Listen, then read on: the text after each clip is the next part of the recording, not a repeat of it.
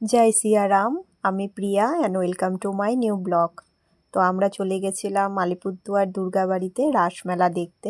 তো এখানে প্রতি বছরই রাসমেলা হয় আর আমি প্রতি বছরই যাই। তো এখানে দেখো কি সুন্দর ফাংশনও হচ্ছিল, গান করছিল। তারপর দেখো কি সুন্দর গণেশ ঠাকুরের মন্দির। এখানে সব কটা মন্দিরই এত সুন্দর না, ছোট ছোট সব মন্দির আছে।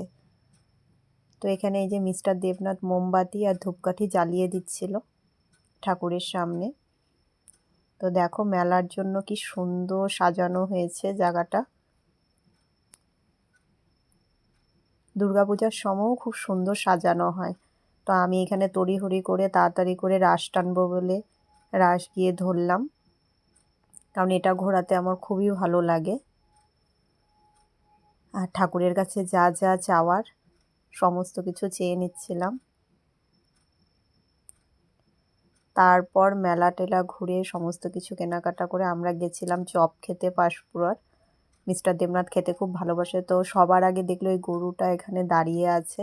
তো ও চপ খাবে ভাবছিল, তো হলো মিস্টার দেবনাথ তাই কিনে দিয়েছিল, কিন্তু একটু খাওয়ার পরে আর খাচ্ছিল না। পরে যখন রেখে দিয়েছে তখন ঠিক খেয়ে নিয়েছে।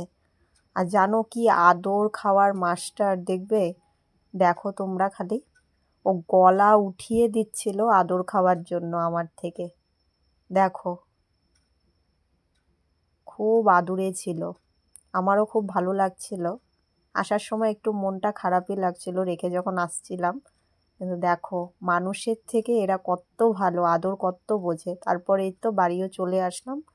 আজকের ব্লগটা আমার এতটুকুই, আর এগুলো মেলা থেকে আমি কিনে নিয়েছিলাম।